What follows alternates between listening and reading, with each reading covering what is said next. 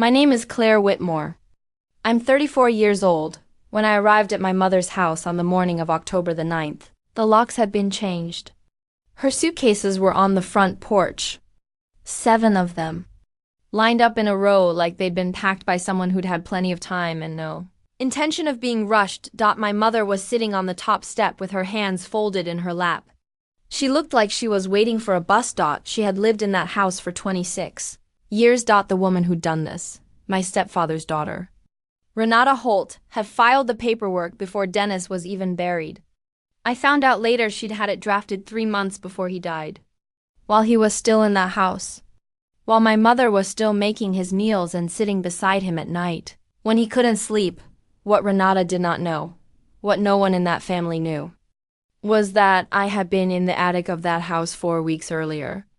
And I had found a box that my stepfather had sealed shut with packing tape and a strip of masking tape that said, in his handwriting, for Claire.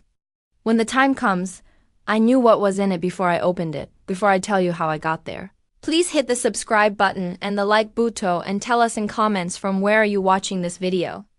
I'm going to take you back to the very beginning. Because you need to understand who my mother is, and what that house meant to her. And why a man who never said much out loud decided, in the end, to say everything with a single piece of paper. Let's go back. My mother's name is Patricia Whitmore.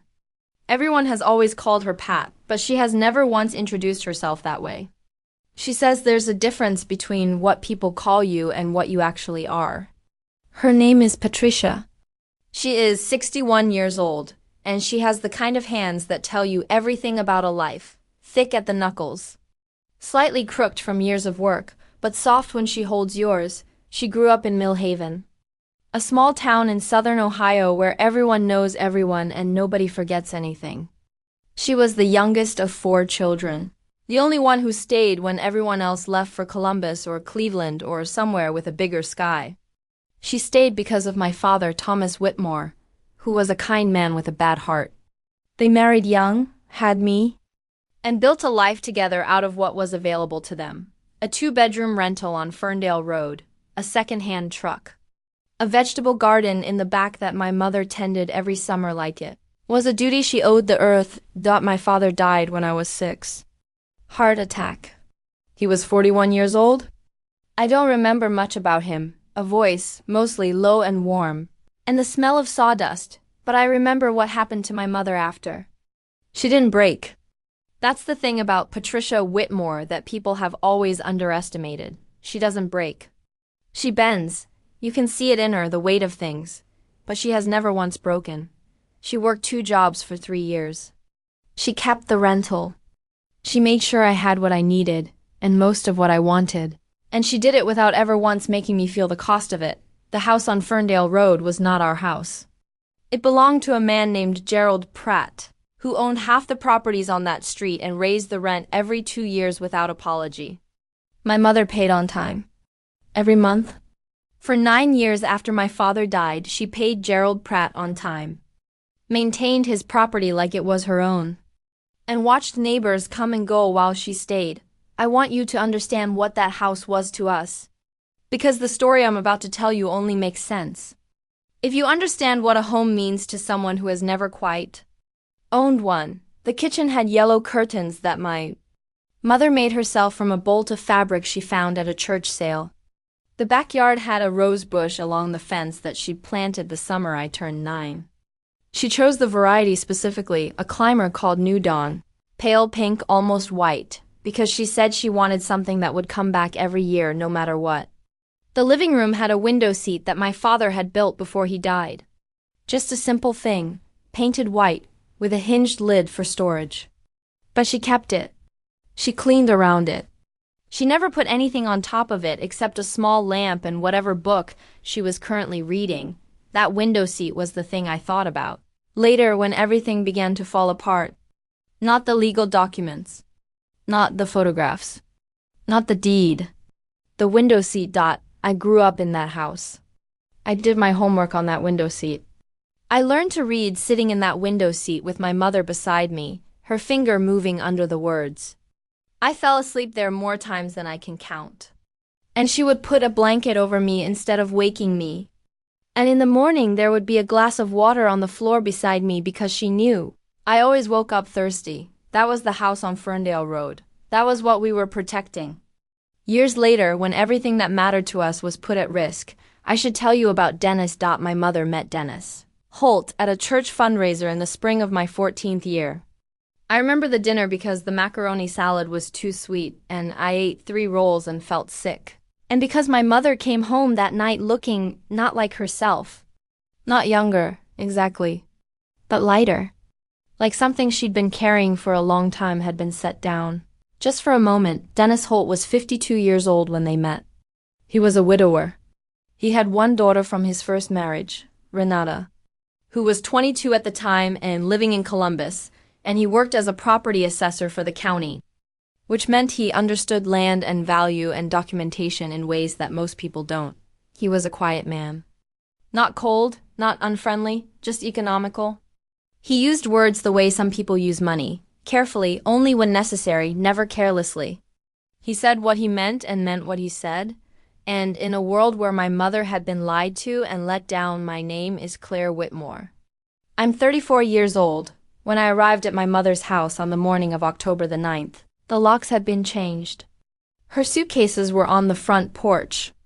7 of them, lined up in a row like they'd been packed by someone who'd had plenty of time and no intention of being rushed. My mother was sitting on the top step with her hands folded in her lap. She looked like she was waiting for a bus. She had lived in that house for 26 years. The woman who'd done this, my stepfather's daughter, Renata Holt, had filed the paperwork before Dennis was even buried. I found out later she'd had it drafted 3 months before he died, while he was still in that house, while my mother was still making his meals and sitting beside him at night, when he couldn't sleep. What Renata did not know, what no one in that family knew, was that I had been in the attic of that house 4 weeks earlier, and I had found a box that my stepfather had sealed shut with packing tape and a strip of masking tape that said, in his handwriting, for Claire. When the time comes, I knew what was in it before I opened it. Before I tell you how I got there, please hit the subscribe button and the like button and tell us in comments from where are you watching this video. I'm going to take you back to the very beginning, because you need to understand who my mother is, and what that house meant to her, and why a man who never said much out loud decided, in the end, to say everything with a single piece of paper. Let's go back. My mother's name is Patricia Whitmore. Everyone has always called her Pat, but she has never once introduced herself that way. She says there's a difference between what people call you and what you actually are. Her name is Patricia. She is 61 years old, and she has the kind of hands that tell you everything about a life, thick at the knuckles, slightly crooked from years of work, but soft when she holds yours. She grew up in Mill Haven, a small town in southern Ohio where everyone knows everyone and nobody forgets anything. She was the youngest of 4 children, the only one who stayed when everyone else left for Columbus or Cleveland or somewhere with a bigger sky. She stayed because of my father, Thomas Whitmore, who was a kind man with a bad heart. They married young, had me, and built a life together out of what was available to them. A 2-bedroom rental on Ferndale Road, a second-hand truck, a vegetable garden in the back that my mother tended every summer like it was a duty she owed the earth. My father died when I was 6. Heart attack. He was 41 years old. I don't remember much about him. A voice, mostly low and warm, and the smell of sawdust, but I remember what happened to my mother after. She didn't break. That's the thing about Patricia Whitmore that people have always underestimated. She doesn't break. She bends. You can see it in her, the weight of things, but she has never once broken. She worked 2 jobs for 3 years. She kept the rental. She made sure I had what I needed, and most of what I wanted. And she did it without ever once making me feel the cost of it. The house on Ferndale Road was not our house. It belonged to a man named Gerald Pratt, who owned half the properties on that street and raised the rent every 2 years without apology. My mother paid on time, every month. For 9 years after my father died, she paid Gerald Pratt on time, maintained his property like it was her own, and watched neighbors come and go while she stayed. I want you to understand what that house was to us. Because the story I'm about to tell you only makes sense if you understand what a home means to someone who has never quite owned one. The kitchen had yellow curtains that my mother made herself from a bolt of fabric she found at a church sale. The backyard had a rose bush along the fence that she planted the summer I turned 9. She chose the variety specifically, a climber called New Dawn, pale pink, almost white, because she said she wanted something that would come back every year no matter what. The living room had a window seat that my father had built before he died. Just a simple thing, painted white, with a hinged lid for storage. But she kept it. She cleaned around it. She never put anything on top of it except a small lamp and whatever book she was currently reading. That window seat was the thing I thought about later, when everything began to fall apart. Not the legal documents. Not the photographs. Not the deed. The window seat. I grew up in that house. I did my homework on that window seat. I learned to read sitting in that window seat with my mother beside me, her finger moving under the words. I fell asleep there more times than I can count. And she would put a blanket over me instead of waking me. And in the morning there would be a glass of water on the floor beside me because she knew I always woke up thirsty. That was the house on Ferndale Road. That was what we were protecting. Years later, when everything that mattered to us was put at risk, I should tell you about Dennis. My mother met Dennis Holt at a church fundraiser in the spring of my 14th year. I remember the dinner because the macaroni salad was too sweet and I ate 3 rolls and felt sick. And because my mother came home that night looking not like herself. Not younger, exactly, but lighter. Like something she'd been carrying for a long time had been set down. Just for a moment, Dennis Holt was 52 years old when they met. He was a widower. He had one daughter from his first marriage, Renata, who was 22 at the time and living in Columbus, and he worked as a property assessor for the county, which meant he understood land and value and documentation in ways that most people don't. He was a quiet man. Not cold, not unfriendly, just economical. He used words the way some people use money, carefully, only when necessary, never carelessly. He said what he meant and meant what he said. And in a world where my mother had been lied to and let down, the house on Callaway Street was the first house my mother ever lived in that she could actually call her own. 3 bedrooms, a proper garden, a kitchen that didn't share a wall with the neighbor's bathroom. Dennis put her name on everything. He was thorough like that. He believed in documentation, in things being official and clear and not open to argument. That was Dennis. Renata was something else. I don't want to overdraw this. I don't want to make Renata into a monster in the early chapters, because she wasn't, not at first. She was a young woman who had lost her mother, who had spent her adolescence watching her father grieve, and who had, by the time my mother came along, built a very particular idea of what her father's life looked like and what her place in it was. My mother threatened that idea, not through anything she did. Patricia Whitmore has never in her life deliberately threatened anyone. But she existed in a space that Renata had reserved in her mind for her mother's memory. And the simple fact of my mother's presence, her kindness, her competence, the way Dennis softened when she came into a room, was, for Renata, an ongoing injury. The first time I met Renata, she shook my hand. She was polite. She complimented my mother's cooking with a tone that managed to be technically a compliment, and also somehow a verdict. She asked about my nursing program with the kind of interest that has a ceiling on it. She wanted to know enough to be considered thoughtful. And not a word more. I filed this away. I didn't do anything with it. My mother didn't notice. Or she noticed and decided not to. That was also very Patricia Whitmore. Over the next several years, Dennis and my mother built their life on Callaway Street. I qualified as a nurse, got a position at the regional hospital in Millhaven, moved into an apartment 20 minutes away. I had dinner at Callaway Street every other Sunday.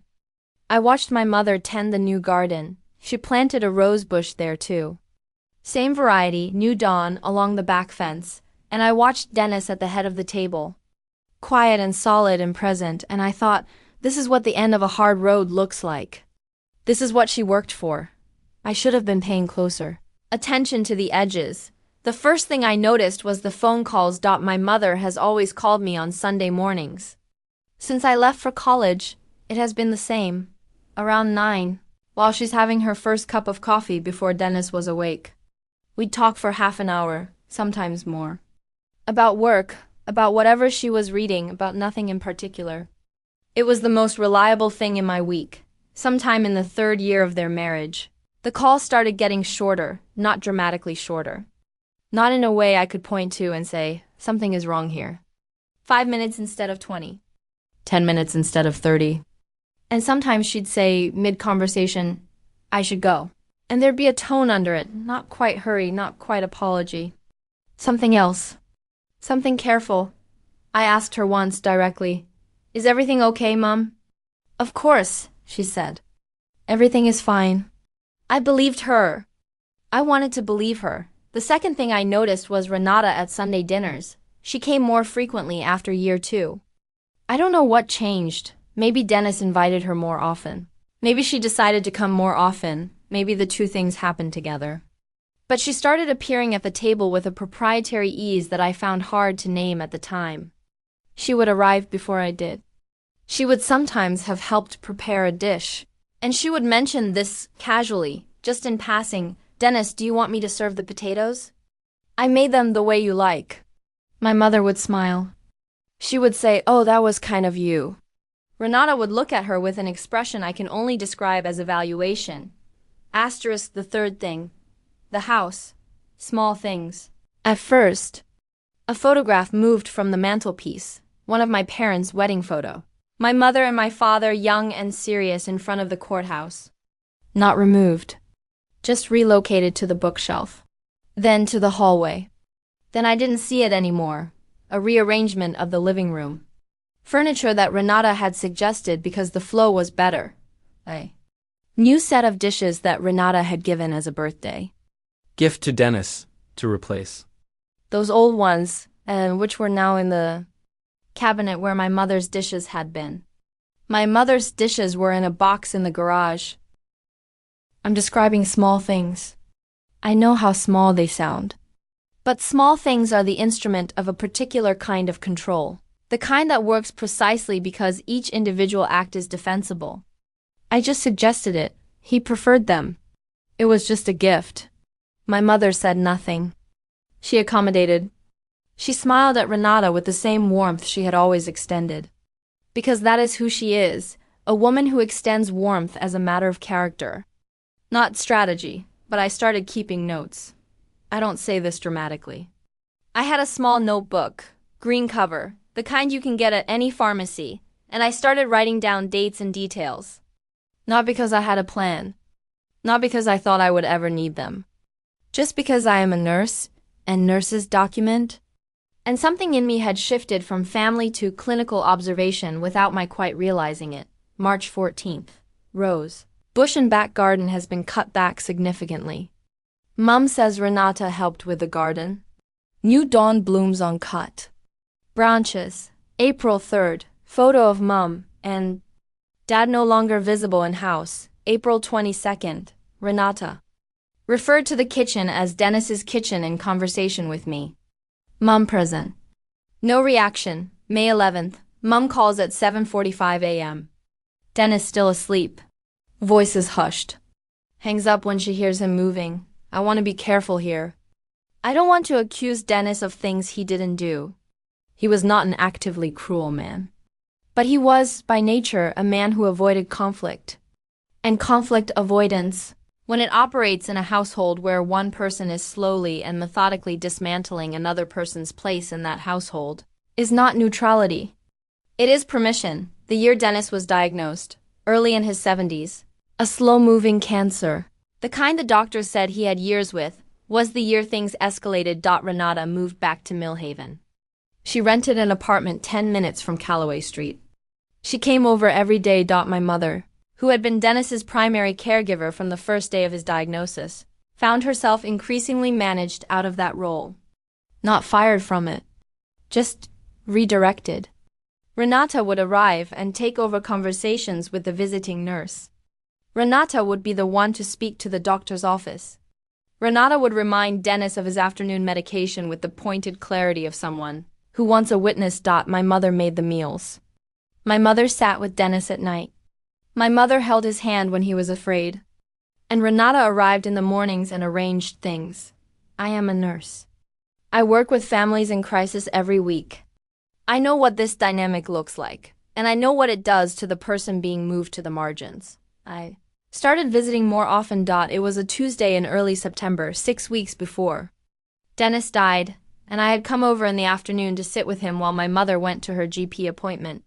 She'd been putting it off for months, and I had insisted she go. And Dennis had been having a relatively good day. So the timing felt right. He was in the sitting room when I arrived, in his chair by the window. He looked diminished in the way that illness diminishes people, smaller, somehow, than his frame suggested he should be, but his eyes were clear. That was the thing about Dennis, right to the end. His eyes were always clear. We sat for a while without talking. Dennis had never required conversation. I made tea. I brought it to him.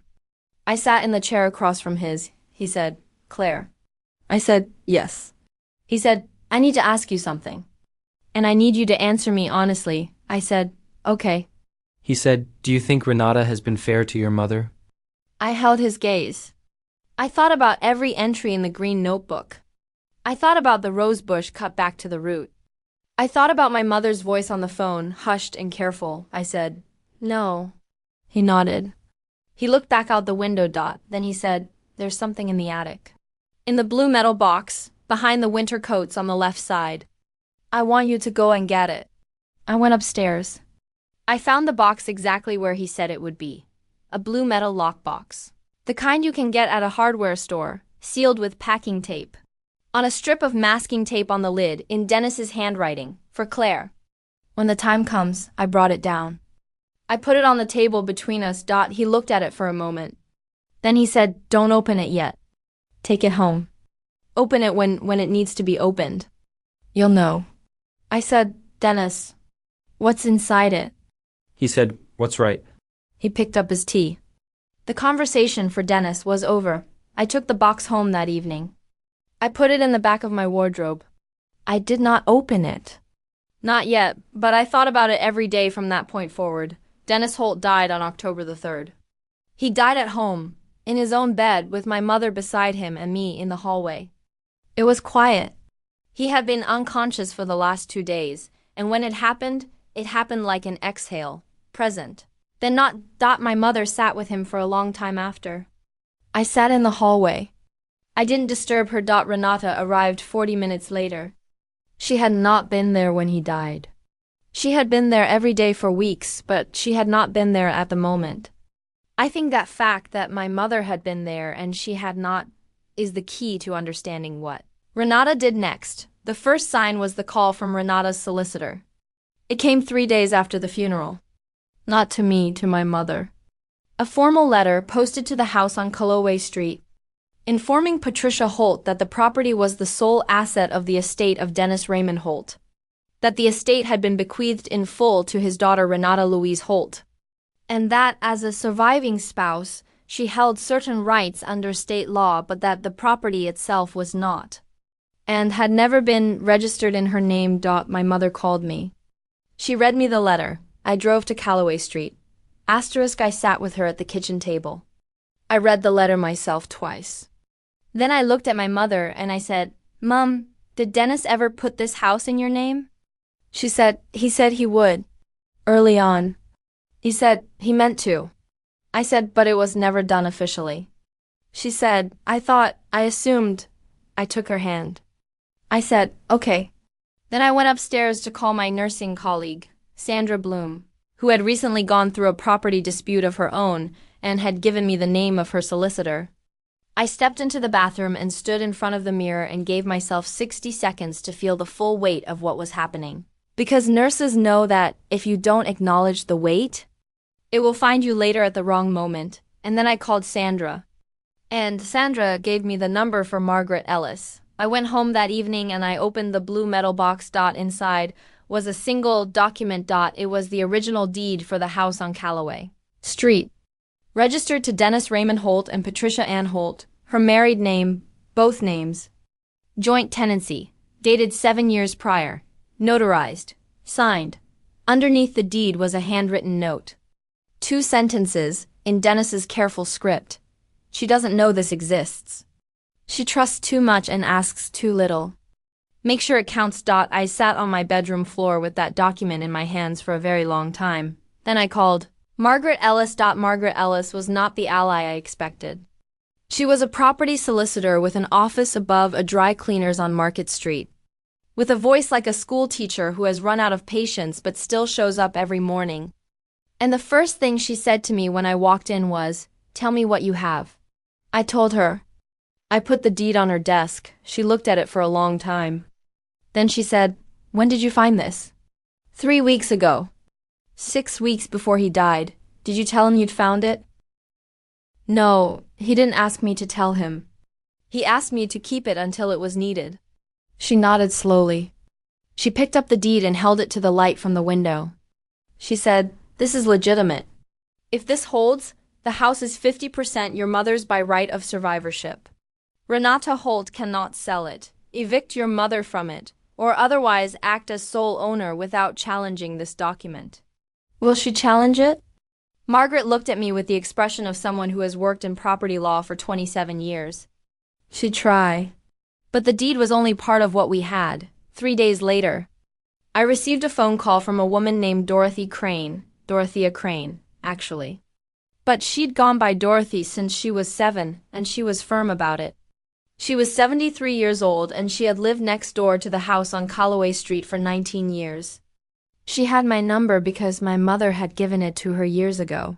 "In case anything ever happens and you can't reach me, she said. "Claire, I've been thinking about what to do. And I've decided to do the right thing." I said, "What did you see, Dorothy?" She paused. "Then, I saw Renata coming and going from that house with boxes, Claire. Starting about a month before Dennis passed. Late in the evening. She had a key. Your mother didn't know. I wrote it down. And I saw the locksmith," Dorothy said. "The morning after the funeral. I saw her let a locksmith in. I stood at my window and I watched. I have the date written down because I thought someone might need it." Dorothy Crane, 73 years old, kept a day planner that she filled in every evening before bed. 18 years of day planners stacked in her spare bedroom, every page filled. She had the locksmith's date. She had the date of every time Renata had been at that house after hours. She had, in her careful handwriting, the license plate of a van that had been parked at the Calloway Street curb on 3 occasions. Engine running while boxes were carried out. "I'm going to testify if you need me to," she said. "Your mother was good to me. She brought soup when I had my hip done. She remembered my grandson's name. Not many people do that. I thanked her. I meant it more completely than I usually mean things. I want to tell you about the last Sunday dinner before Dennis died. It was the 15th of September. He had been in bed for most of the previous week, but that morning he'd asked my mother if she could make a proper Sunday dinner. "The whole thing," he'd said. "Don't leave anything out." So she made it. Roast chicken, roast potatoes, green beans with almonds. The gravy he liked, made from the pan drippings, never from a packet. A fruit crumble for dessert. She set the table with the proper cloth. Renata came. She arrived an hour early while my mother was still cooking. And she stood in the kitchen for a while with that evaluating presence of hers. And then she went to sit with Dennis. While I stayed in the kitchen with my mother. My mother moved through the kitchen with the quiet efficiency of a woman who has been feeding people through difficult times her entire life. She didn't talk much while she cooked. She hummed, sometimes, an old song, something from her childhood. I'd never been able to place it. At one point she stopped what she was doing and she looked at me and she said, "He's not going to get better, is he?" It wasn't a question. I knew that. But I answered it anyway. "No," I said. "But he's comfortable." He's home. "He's with you." She nodded. She picked up her wooden spoon. She went back to the gravy. We ate dinner with Dennis at the table in his chair, which we'd brought to the dining room. He ate a little. He watched my mother serve, and he watched her sit, and he watched her laugh at something. I said, I don't even remember what, and he had an expression on his face that I have thought about many times since. It was not happiness exactly. It was something stiller than happiness. A man taking an account of something he had built and finding it good, and knowing he wouldn't be able to protect it much longer. Renata spoke mostly to Dennis. She told him about a colleague at her new job. She talked about a home improvement program she'd been watching. She was not unkind. But there was something in the way she spoke to my mother, or rather, didn't speak to her, that was its own kind of message. The slight pause before answering a question. The way she turned her body fractionally away when my mother spoke, Dennis noticed. I saw him notice. He caught my eye across the table and held it for a moment, and I nodded, barely. Just a tilt of my head, and he looked back down at his plate. After dinner. When Renata had gone and I was washing up, Dennis asked my mother to sit with him for a while. I heard them through the kitchen door. Not the words. Just the murmur of his voice and my mother's occasional response. And the long silences that weren't uncomfortable, the silences of people who have learned to exist in the same quiet. That was the last full Sunday dinner. 3 weeks later, he was gone. I think about it because of what it was, but also because of what Dennis was doing at that table. He was memorizing. He knew what was coming. And he was making sure he had her face, her voice. The way she passed the serving dish, the way she laughed, he was storing it all up before he couldn't anymore. That is the part of this story I have never been able to tell without stopping. 6 days after the funeral, Renata came to Callaway Street. My mother was home. I was not there. This is the part of the story where I most wish I had been there, but I was at work. A double shift. No choice, and my mother has never once said she wished I had been there because that is also very Patricia. Whitmore. Renata arrived at 10 in the morning. She knocked, though she had a key. My mother answered. Renata handed her an envelope. My mother opened it. Inside was a formal notice, typed, header from a solicitor's firm in Columbus. 7 days to vacate the property. The language was legal and clean, and there was nothing personal in it, no cruelty of tone. Just the clinical efficiency of a document that had been carefully prepared. My mother asked, Renata, did your father know about this? Renata said, my father was not in a position to make decisions at the end. My mother said nothing for a moment. Then she asked, where am I supposed to go? Renata said, that's not really something I'm in a position to help with. She left. My mother called me. I pulled over on the side of the road. I was driving home, and I listened to her tell me what had happened. She didn't cry. She described it with the same precise flatness that she uses when she is trying to manage something enormous by narrating it without feeling it. When she finished, I said, Mom, do you remember I told you about Dennis giving me a box? She said, yes. I said, I need you to listen very carefully. I need you to stay where you are. I need you not to pack anything, not to speak to Renata or her solicitor, not to open any more letters. I will be there in 20 minutes. I arrived in 18. I put the deed on the kitchen table between us. My mother picked it up. She read it. She put it back down. She sat with her hands folded in her lap for a long time. Then she said, he knew. He knew she was going to do this. Yes, I said. He made sure. Yes, asterisk. She pressed her lips together. She looked out the window at the back garden, at the rose bush along the back fence, the new dawn, already putting out its last late-season blooms. All right, she said. That was all she said. All right. I should tell you more about Margaret Ellis. Because she matters. She was 58 years old. She had been practicing property law in Millhaven for 27 years. She had seen every variation of family property dispute that a small Ohio town can produce.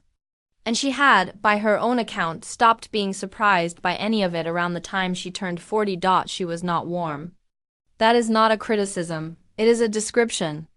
She was not warm the way that a scalpel is not warm. She was precise and clear, and when she told you something, it was true.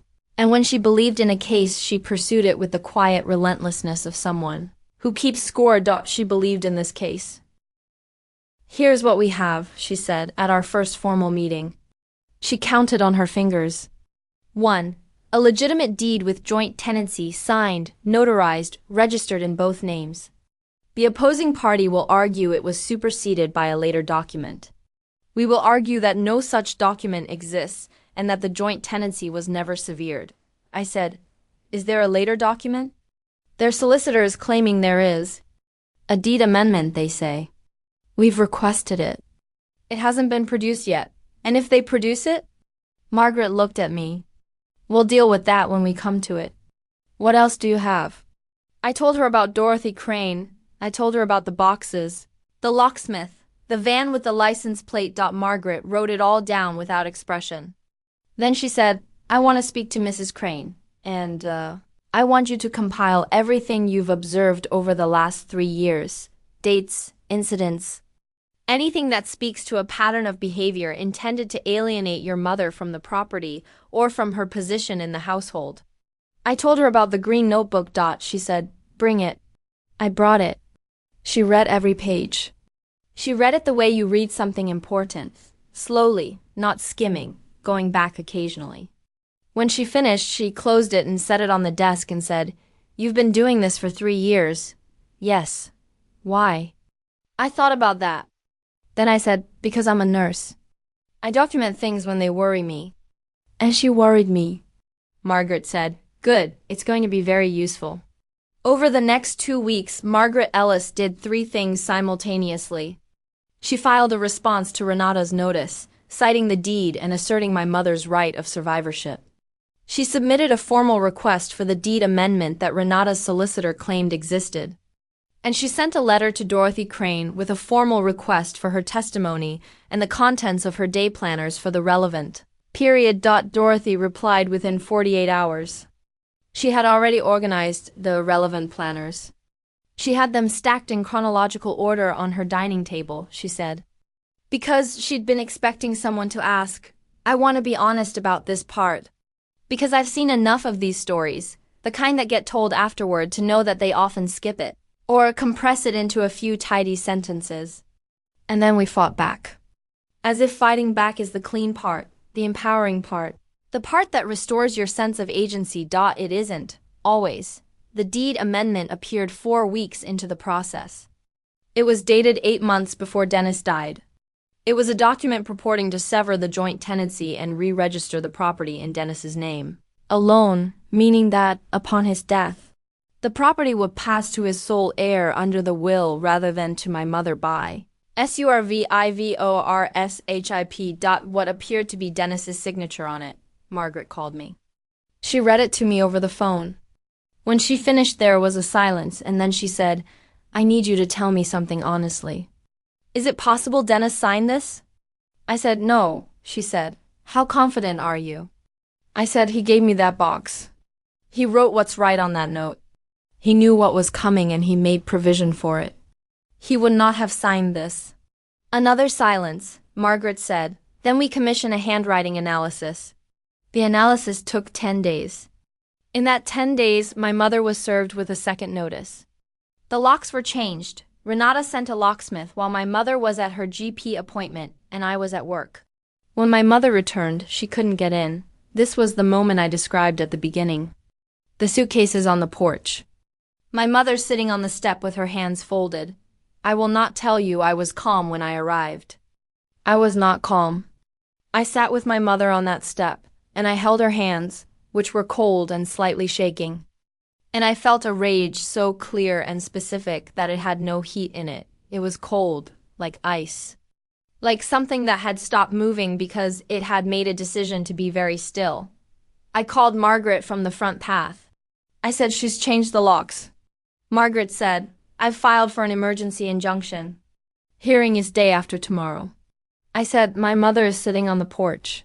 Margaret said, Claire, listen to me. Get her away from that house tonight. Take her to your apartment. I will have her back in that house by Thursday. My mother stayed with me. She slept in my spare room. She woke in the night. I heard her, and she moved around the apartment quietly, not wanting to wake me. And in the morning she had made tea, and she was sitting at my kitchen table looking out the window. She said, This feels very familiar. I said, What does? She said, Starting over. It's familiar. I said, You're not starting over. You're going home. She looked at me for a long moment. Then she said, Okay. The handwriting analysis came back. The signature on the deed amendment was inconsistent with Dennis Holt's documented signature on 14 other legal documents. The specific letter formation, the capital H, the loop on the D, did not match. The analyst noted 3 specific deviations that were highly unlikely to occur in a genuine signature. It was a forgery. Margaret filed a separate complaint with the police for fraud. She also filed a motion to have the deed amendment struck from the record. 2 days before the hearing, Renata's Columbus solicitor withdrew from the case. The hearing was held on a Thursday morning in November. The courtroom was small. These things usually are in small towns. Property cases don't get the big rooms. I sat behind my mother and Margaret. Dorothy Crane was there. She had taken the bus, which took 40 minutes each way. And she had brought one of the day planners with her in a cloth bag, Renata's new solicitor, local, younger, who I could see reading the file on his tablet as the hearing began, made the argument that the deed amendment, even if contested, cast enough doubt on the joint tenancy to warrant a full hearing rather than an immediate ruling. Margaret presented 3 things. First, the deed, original, notarized, both names. The judge held it and read it. Second, the handwriting analysis. The analyst had submitted a 12-page report. Margaret read the key conclusions aloud. She read slowly. The way you read something when you want every word to land. Third, the fraud complaint filed with the police.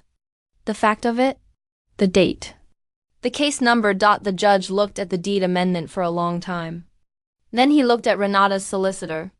He said, Counsel, your client is claiming a document as evidence in a civil matter that is currently under police investigation for fraud. Renata's solicitor said, Your Honor, we maintain that the document is legitimate and that, the judge said, Does your client have any documentation of the notarization of this amendment? A witness. A notary stamp? A record of filing? A pause. No, Your Honor. The judge looked at the original deed again. He set it down. He ruled in my mother's favor. Joint tenancy. Right of survivorship. Patricia Ann Holt's name was on the deed. It had never been legitimately severed. The house on Callaway Street was 50% hers by right, and the attempt to remove her had no legal standing. He also ordered the lock change to be reversed within 24 hours. Dorothy Crane squeezed my arm in the hallway afterward. She didn't say anything. She just squeezed my arm and then put her day planner back in her cloth bag and went to find the bus stop. I stood in the hallway of that courthouse for a moment before I went back to my mother. I needed a moment alone. I thought about Dennis in his chair by the window. What's right? 2 words on a strip of masking tape. He had known. He had known and he had prepared and he had, in his quiet, economical way, said everything he needed to say by putting a document in a box and giving it to the one person he knew would know what to do with it. I took a breath. I went back to my mother. Renata did not contest the ruling. I don't know. I genuinely don't know whether this was because her solicitor advised against it or because she understood that the forgery investigation had changed the landscape entirely. The police investigation proceeded. I won't tell you the outcome because it is still ongoing as I record this. And I don't want to say anything that isn't settled fact. What I can tell you is that she vacated her claim to the property and she has not been to Callaway Street since. The suitcases on the porch were brought back inside.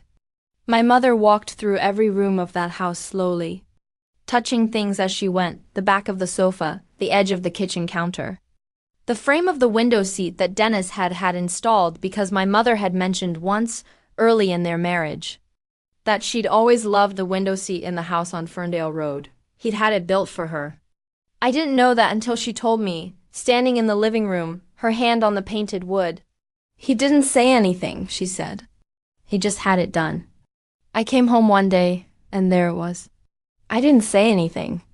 I just stood with her. The rose bush along the back fence, the new dawn, had been cut back nearly to the base. Renata, at some point during the period she had access to the house, had done this. I don't know when. I don't know why. Maybe she knew what it meant and did it deliberately.